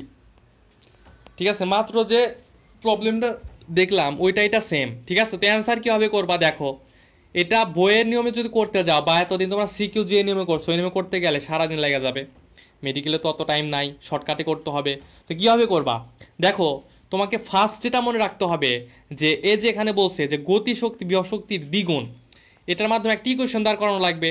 ইকুয়েশনটা এখানে কি আসে, যে গতিশক্তি ইকুয়াল টু কি আসে দেখো, ইকুয়াল টু বিভব শক্তির দ্বিগুণ, তার মানে কি 2 ইপি। ঠিক আছে, তো এখানে আমরা দেখলাম যে গতিশক্তি এক পাশে আছে আর বিভব শক্তির সাথে কি একটা সংখ্যা আছে।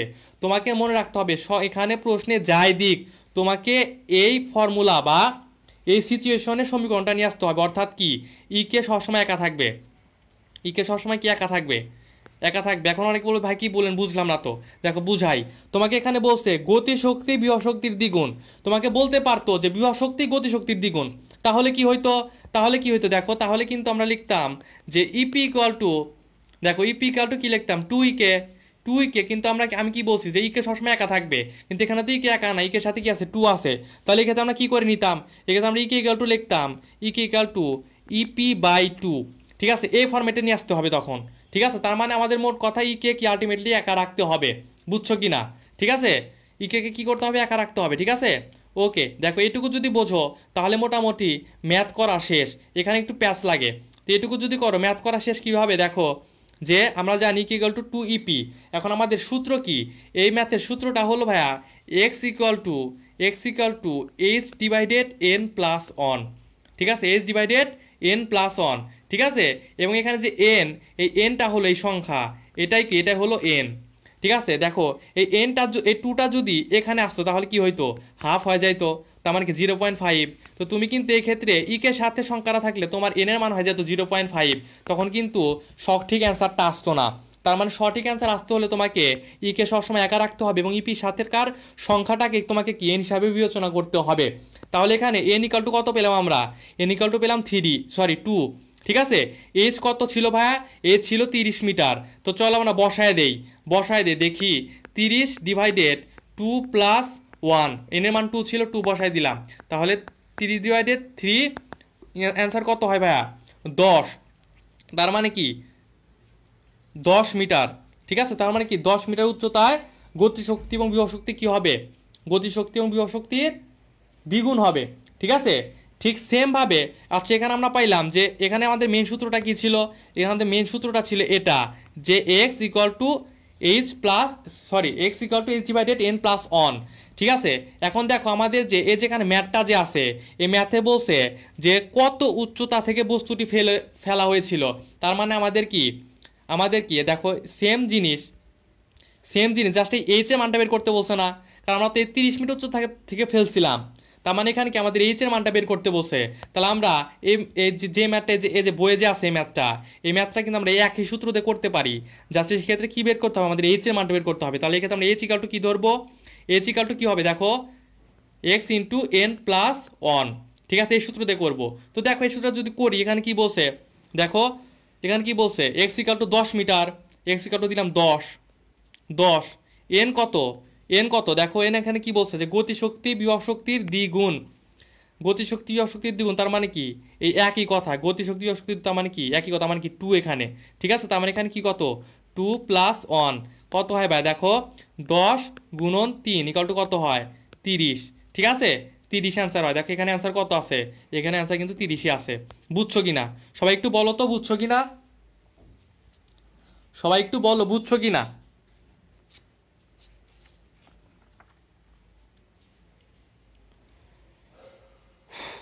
তাহলে দেখো এই প্রশ্নটা কিন্তু দুইভাবে আসতে পারে। ঠিক আছে, দুইভাবেই করাই দিলাম।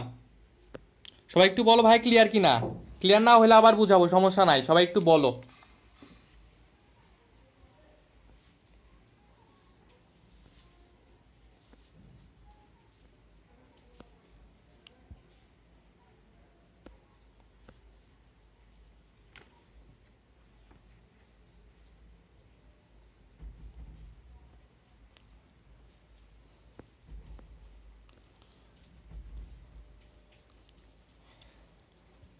এই যে বিভব শক্তি ধনাত্মক ঋণাত্মক দুইটা হইতে পারে, এটা আমরা দেখছি অলরেডি। ঠিক আছে,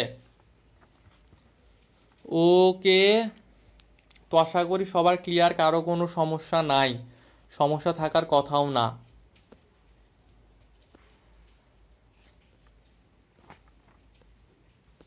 দেখো পড়াই নাই, ফিজিক্স পড়াইতে গেলে এক মজা। ঠিক আছে, পড়া খুঁজে পাওয়া যায় না।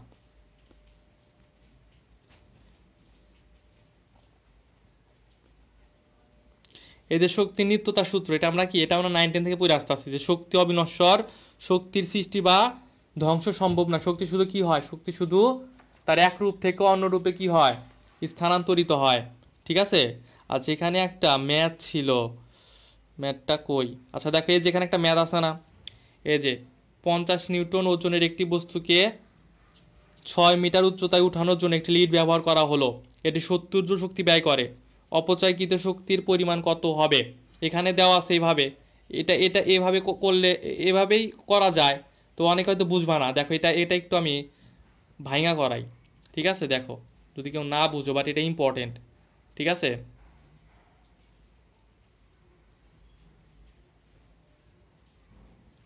এটা আসতে পারে।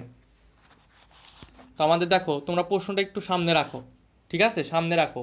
ওকে, দেখো এখানে কি বলছে, এখানে বলছে যে 50 নিউটন ওজনের একটি বস্তুকে, কই গেল এই যে বের করে দেখো, 50 নিউটন ওজনের একটি বস্তুকে 6 মিটার উচ্চতায় উঠানোর জন্য একটি লিড ব্যবহার করা হলো। ঠিক আছে, এটি 70 জুল শক্তি ব্যয় করে, অপচয়কৃত শক্তি পরিমাণ কত হবে। তার মানে ব্যয় করছে 70 জুল। ঠিক আছে, তার মানে কি এখানে ব্যয় করছে 70 জুল। দেখো আর আমাদের বের করতে হবে যে আমরা শক্তি সরবরাহ করছি কতটুকু। ঠিক আছে, শক্তি সরবরাহ করছি কতটুকু, সেটা বের করলে কি হবে, যে আমরা আমরা জাস্ট আলটিমেটলি কি করব, যে দেখো আমি লিখি সরবরাহকৃত শক্তি মাইনাস ব্যয়িত শক্তি। যে ব্যয়িত শক্তি কত দিছে, 70 জুল না? এই 70 জুলটা যদি ব্যয়িত শক্তি মানে সরবরাহকৃত শক্তি থেকে বিয়োগ করি, তাহলে আমরা কি পাবো? আমরা অপচয়কৃত শক্তি পাবো। ঠিক আছে, অপচয়কৃত শক্তি পাবো, শক্তি পাবো। তখন আমাদের ব্যয়িত শক্তির মান তো দেওয়া আছে, সরবরাহকৃত শক্তির মানটা কিন্তু দেওয়া নাই, এটা বের করতে হবে। আমরা বলছি আমরা যে শক্তির পরিমাণটা কত, কাজ ইকুয়াল টু শক্তির পরিমাণ, এটা কিন্তু অনেক আগে আমরা পড়ে আসছি, অধ্যায় শুরুতে বলছিলাম। যখন আমরা শক্তি পড়ছি তখন আমি বলছিলাম যে শক্তির পরিমাণ ইকুয়াল টু কি, শক্তির পরিমাণ ইকুয়াল টু কাজ। ঠিক আছে, শক্তির পরিমাণ ইকুয়াল টু কাজ। তো চল আমাদের কাজ বের করতে হবে এক্ষেত্রে। ঠিক আছে, আমরা কাজ ইকুয়াল টু কি জানি, W equal to F S. ঠিক আছে, এফ এস। এখানে আমাদের কি কি দেওয়া আছে দেখো, আমাদের গিভেন ডাটা দেওয়া আছে এখানে।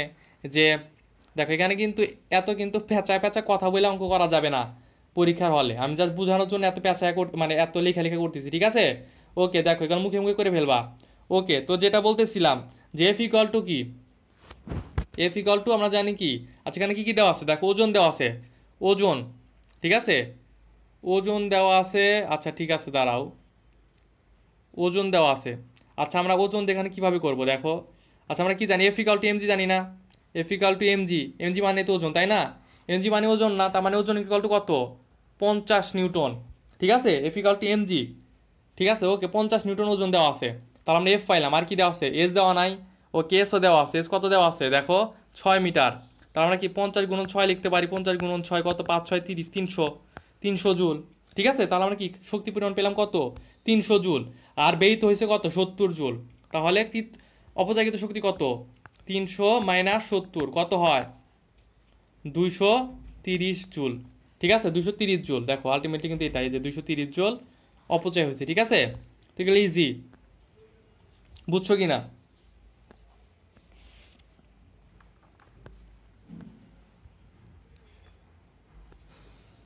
ওকে,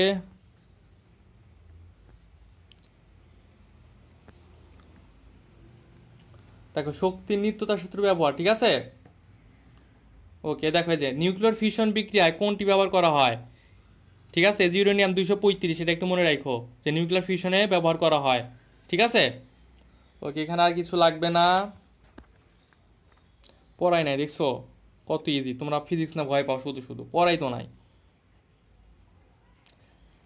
দেখো এখানে একটা কথা বলছে যে সর্বোচ্চ অবস্থানে পাথরটির সম্পূর্ণ গতিশক্তি স্থিতিশক্তিতে রূপান্তরিত হয়। এটা স্বাভাবিক, আমরা জানি কি গতিশক্তি এবং স্থিতিশক্তি দুইটার মান বা দুইটার যোগফল সবসময় কি থাকে, ধ্রুব থাকে। ঠিক আছে, আমি একটু লেখা দিই, এখানে একটু লেখা দিই দেখো, গতিশক্তি প্লাস স্থিতিশক্তি, স্থিতিশক্তি দুইটার যোগফলের মান সবসময় কি ধ্রুব, সবসময় ধ্রুব থাকে। ঠিক আছে, তাহলে ধ্রুব যদি থাকে তার মানে দেখো একদম নিচে ভূপৃষ্ঠে স্থিতিশক্তি কত, আমরা জানি স্থিতিশক্তি ইকুয়াল টু mgh। দেখো ভূপৃষ্ঠ যদি প্রামাণ্য তল হিসাবে কল্পনা করি তাহলে এইচ এর মান কি, ভূপৃষ্ঠে 0 না, তার মানে ভূপৃষ্ঠে কি স্থিতিশক্তির মান 0। তার মানে ভূপৃষ্ঠে স্থিতিশক্তি বলতে কিছু নাই, পুরোটুকুই কি গতিশক্তি। ঠিক সেমভাবে যদি আমরা সর্বোচ্চ উচ্চতায় যাই সেই ক্ষেত্রে কি, সেই ক্ষেত্রে আমরা জানি সর্বোচ্চ, আমরা যখন গতিবিদ্যা পড়ছিলাম প্রাস, তখন আমরা জানতাম যে সর্বোচ্চ উচ্চতায় কোনো বস্তুর গতি কত থাকে, ভি ইকুয়াল টু থাকে 0। তার মানে ওই ক্ষেত্রে আমরা জানি গতিশক্তি ইকুয়াল টু কত, হাফ এম ভি স্কোয়ার। তো ভি ইকুয়াল টু যদি 0 হয় তার মানে কি গতিশক্তি কত, 0। তার মানে সর্বোচ্চতায় কত গতিশক্তি নাই, তার মানে কি ওখানে সম্পূর্ণটাই স্থিতিশক্তি। ঠিক আছে, ওইটাই বলছে যে সর্বোচ্চতা কি সম্পূর্ণরূপে স্থিতিশক্তিতে রূপান্তরিত হয়ে যায়। বুঝছো কি না? যেটাই বলছে যে উৎক্ষেপিত বস্তু সর্বাধিক উচ্চ শক্তির নিত্যতার সূত্র মেনে চলে। যেটাই শক্তি নিত্যতার সূত্র, যে গতিশক্তি এবং স্থিতিশক্তি কি সর্বদা যোগফল সর্বদা ধ্রুব থাকবে। ঠিক আছে, ওকে পড়াই তো নাই। আচ্ছা এই স্লাইড শেষ।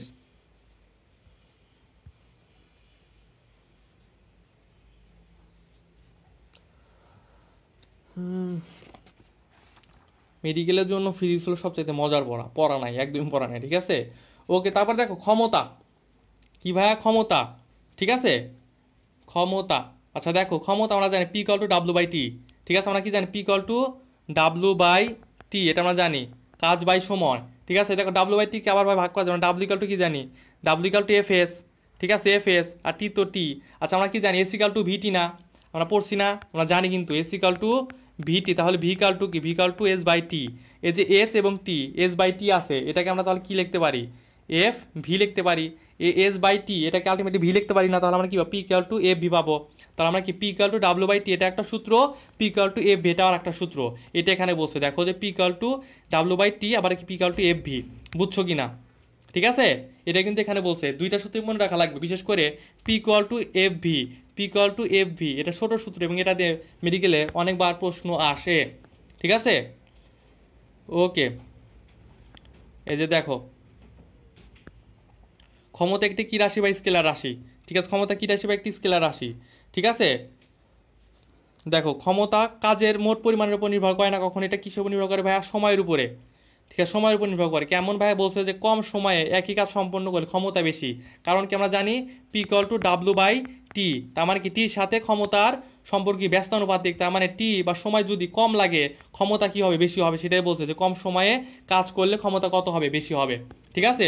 তো এগুলো যেটা বললাম, যেগুলো আলটিমেটলি মুখস্থ করা কিছু না, সূত্র বুঝলেই পারা যায়, ঠিক আছে। এখন ক্ষমতা, ক্ষমতার একক এবং মাত্রাটা বের করছে, ঠিক আছে, এটা বের করতে পারবা, ঠিক আছে। এ দেখো ক্ষমতার একক কি, দেখো W equal to sorry P equal to W by T, কাজের একক কি আমরা জানি, সরি ডাব্লিউ ইকাল টু কি আমরা জানি, দেখো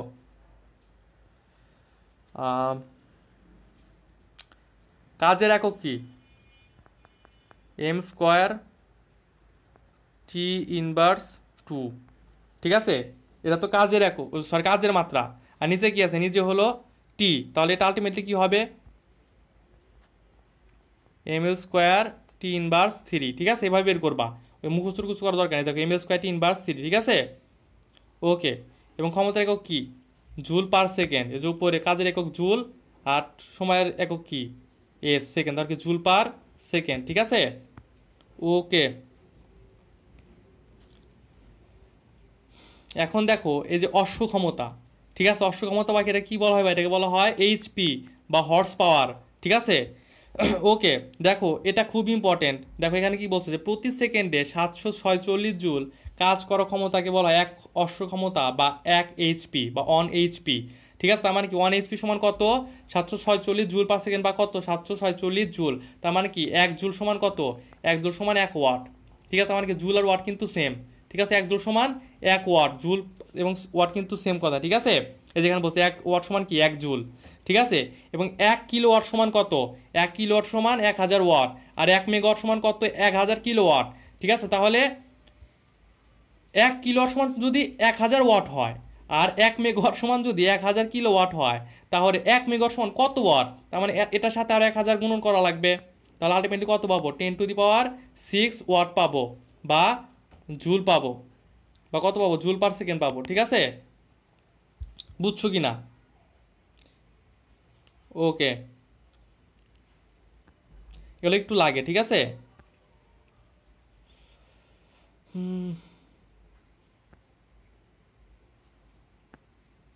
এই দেখো এখানে যে যারা মাত্রা বের সমীকরণ বের করতে পারো না মাত্রার, তারা যেখানে দেখায় নি এখানে ডিটেলসে বের করে দিচ্ছে, ঠিক আছে।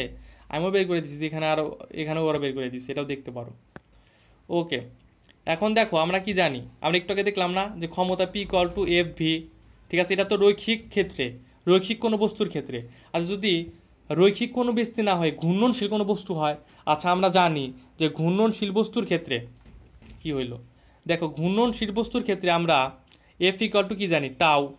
ওখানে এখানে আমাদের আমাদের রৈখিক ক্ষেত্রে বা রৈখিক কোনো বস্তুর ক্ষেত্রে বা রৈখিক বলকে আমরা বলি এফ দ্বারা প্রকাশ করি, এবং যদি কৌণিক বল হয় সেক্ষেত্রে আমরা সেটাকে কি বলি, টর্ক বলি বা টাও দ্বারা প্রকাশ করি, ঠিক আছে। এবং ওই ক্ষেত্রে কৌণিক বেগকে কি বলি আমরা, কৌণিক বেগকে আসলে কৌণিক বেগকে কী দ্বারা প্রকাশ করি ভাইয়া, কৌণিক বেগকে আমরা কী দ্বারা প্রকাশ করি, থিটা দ্বারা নাকি, আচ্ছা যাই হোক, মেবি থিটা দ্বারা নাকি, 1 মিনিট দাঁড়াও, হ্যাঁ হ্যাঁ থিটা দ্বারা, ঠিক আছে ওকে। তাহলে আলটিমেটলি কি হবে আমাদের, দেখো এখানে বলছে ক্ষমতা ইকাল টু কি থাকে, পি ইকাল টু টর্ক গুণন কৌণিক বেগ, তার মানে কি পি ইকাল টু, আচ্ছা কি করলাম, পি ইকুয়াল টু কত, টাউ ইন্টু থিটা, ঠিক আছে একই কথা দুইটা, জাস্ট একটা কৌণিক ক্ষেত্রে আর একটা কি রৈখিক ক্ষেত্রে, এটা একটু মনে রাখো, ঠিক আছে ওকে। তারপরে কর্মদক্ষতা, কর্মদক্ষতা থেকে তোমরা 9-10 পড়ে আসতে, সংজ্ঞাটা একটু মনে রাখো, যে কোনো যন্ত্রের সরবরাহকৃত শক্তি এবং কাজের পরিণত শক্তি অনুপাতকে কি বলা হয়, কর্মদক্ষতা বলা হয়, ঠিক আছে ওকে। কর্মদক্ষতার কি নাই, কোনো একক নাই, এটা বলছে কে, তপন স্যার। আর ইসাক স্যার কি বলছে, যে কর্মদক্ষতার একক হলো এইচপি, ঠিক আছে। তো কর্মদক্ষতার এই একক কি বলছে ইসাক স্যার, যে এইচপি। আর তপন স্যার বলছে কর্মদক্ষতার কোনো একক নাই, ঠিক আছে এগুলো একটু মনে রাখো। 1 HP সমান কত, 746 ওয়াট। এখন তোমাদের কথা হইতে পারে যে ভাইয়া তাহলে প্রশ্নে কোনটা অ্যান্সার করব, প্রশ্নে আগে দেখবা যে নেই কথাটা আছে কিনা, যদি নেই কথাটা থাকে চোখ বন্ধ করে নেই দাগায় দিবা, ওইখানে এইচপি থাকুক আর না থাকুক। আর যদি এইচপি থাকে কিন্তু নেই নাই, তাহলে এইচপি দাগাবা, ঠিক আছে ওকে।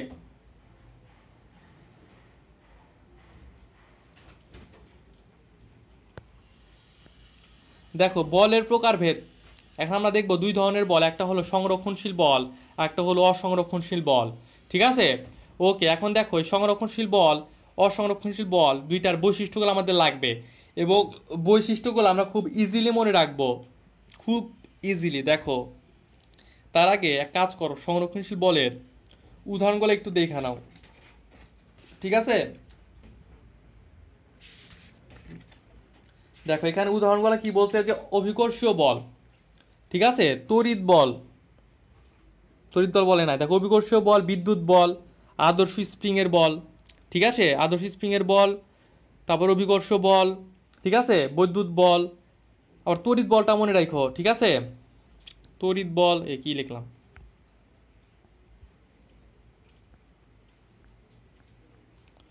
তড়িৎ বল, আবার কি আছে চুম্বক বল,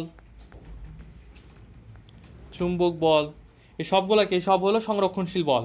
এখন এই বৈশিষ্ট্যগুলো কেমনে মনে রাখবা, বৈশিষ্ট্যগুলোই তো লাগবে, বৈশিষ্ট্যগুলো মনে রাখবে এক কথাতে, সেটা হলো ভাইয়া পজিটিভ, ঠিক আছে এখানে প্লাস চিহ্ন দিয়ে রাখো, প্লাস চিহ্ন মানে কি পজিটিভ, ঠিক আছে প্লাস চিহ্ন মানে কি ভাই পজিটিভ, ওকে। দেখো পজিটিভ কেন বললাম, দেখো একটু একটু দেখো, এই যে এখন ক্লিয়ার হয়ে যাবে কেন বললাম, দেখো এখানে দেখো সবগুলাই বৈশিষ্ট্যই পজিটিভ, এক এক করে বুঝাই। দেখো বলছে এই বল শুধু অবস্থানের উপর নির্ভর করে, তার মানে কি অবস্থানের উপর নির্ভর করে, এটা কি পজিটিভ, তার মানে কি সম্পূর্ণ, তারপরে দেখো বলছে যে এই কাজ কি করা যায়, সম্পূর্ণভাবে পুনরুদ্ধার করা যায়, তার মানে এটাও পজিটিভ। তারপর কি বলছে দেখো, যে আদি ও চূড়ান্ত অবস্থানের উপর নির্ভর করে, এটাও পজিটিভ।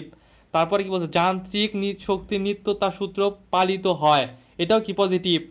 তারপর কি পুনঃচক্রে মোট কাজ শূন্য হয়, এটাও কি পজিটিভ, ঠিক আছে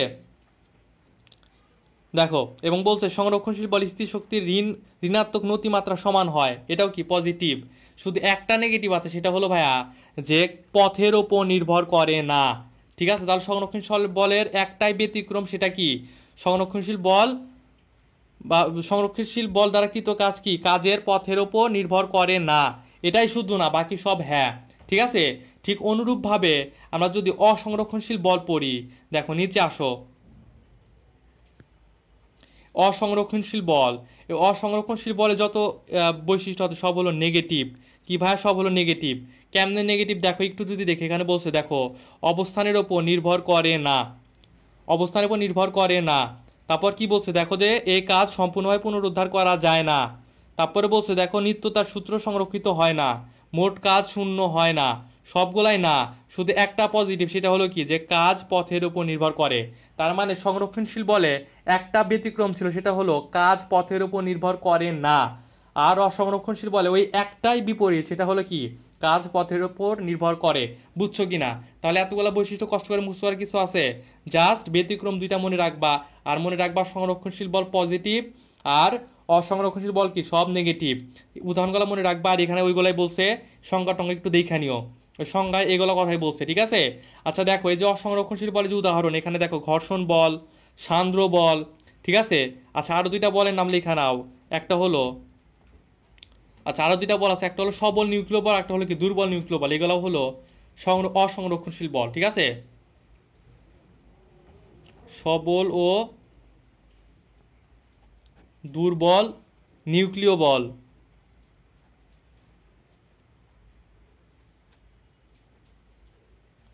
সবল ও দুর্বল নিউক্লিয় বল, ঠিক আছে? এই দুইটাও কি? এই দুইটা হলো অসংরক্ষণশীল বল। বুঝছো কি না? আশা করি এটুকু ক্লিয়ার, ঠিক আছে? ওকে, এখন দেখো এখানে কতগুলা ম্যাথ আছে, এই যে সুন্দর সুন্দর ম্যাথ, ঠিক আছে? আচ্ছা দেখো, এই যে এই ম্যাথটা দেখো, ইজি, এগুলো নিজে নিজে পারবা। তারপরে দেখা দিই, দেখো কি বলছে এই ম্যাথটা, কি বলছে একটু পড়ো। যে এখানে কি আছে, এখানে দেখো ভর দেওয়া আছে এম, ঠিক আছে? এম দেওয়া আছে, আবার কি দেওয়া আছে, এখানে বেগ দেওয়া আছে, ভি দেওয়া আছে, ঠিক আছে? ক্রেনের ক্ষমতা নির্ণয় করতে বলছে, আমরা কি জানি, P equal to W by T. ওখান থেকে আমরা বের করছিলাম না এফ ভি, যেটা বলছিলাম যে ছোট সূত্র, এটা মেডিকেল আসতে পারে। তো আমরা এফ ইকুয়াল টু কি জানি, এমজি জানি। তার আমরা এখানে এম দেওয়া আছে, আর জি কত 9 এটাও জানি। তার আমরা এমজি বের করে নিতে পারবো। তার মানে কি এফটা বের করে নিতে পারবো, এফটা এখানে বসাই দিবা, আর ভি তো দেওয়াই আছে, এফ আর ভি দুইটা বসাই দিলে কি আমরা পিন মান বের করে ফেলবো, ঠিক আছে? পারবা এগুলা? এটাও একটু দেখো, এটাও ইজি আছে, পারবা?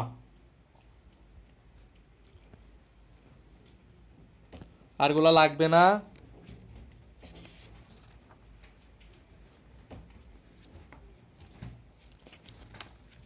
শেষ, মোটামুটি চ্যাপ্টার শেষ, ঠিক আছে?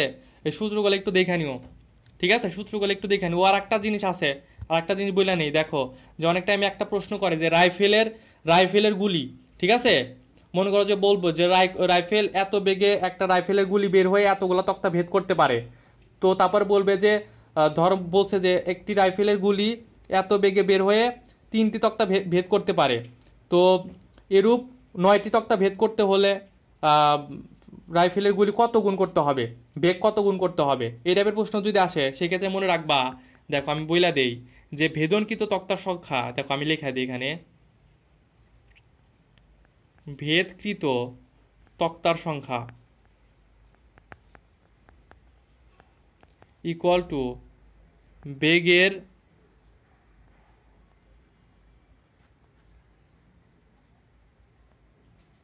কয় গুণ করতে বলবে, বেগের গুণ ইকুয়াল টু বেগের গুণ স্কোয়ার, ঠিক আছে? বুঝছো কি না? এখন তোমাকে ভেদনকৃত তক্তার সঙ্গে বের করতে বলুক, আর কয় গুণ করতে হবে সেটা বের করতে বলুক, তুমি তুমি এটা দিয়ে বের করতে পারবা, ঠিক আছে? ওকে। তো এছাড়া ম্যাথটা তো আসে না, যে কয়েকটা ম্যাথ করে দিচ্ছে, কয়েকটা ম্যাথ ইম্পর্টেন্ট এই চ্যাপ্টারের জন্য, ঠিক আছে? আর যাই হোক, আমি আবার একটু সরি তোমাদের কাছে, যে কারণ ক্লাসের ফার্স্টের দিকে একটু ডিস্টার্ব হয়েছে, বৃষ্টি নামতেছে, তোমরা সবাই জানো, ঠিক আছে? হয়তো সারা দেশে বৃষ্টির জন্য একটু প্রবলেম। ওকে, তো ভালোভাবে পড়ো, সমস্যা নাই। আর আমি এমসিকিউর পিডিএফটা দিয়ে দিবনি, সবাই পড়ে নিও, ঠিক আছে? আর রাতে কিন্তু কবি অর্জন চ্যাপ্টারে ক্লাসটা আসছে রাত 9টায়, দেখা হবে সবার সাথে। ওকে, সবাই ভালো থাকো, সুস্থ থাকো, আমার জন্য একটু দোয়া করো। আল্লাহ হাফেজ, আসসালামু আলাইকুম সবাইকে।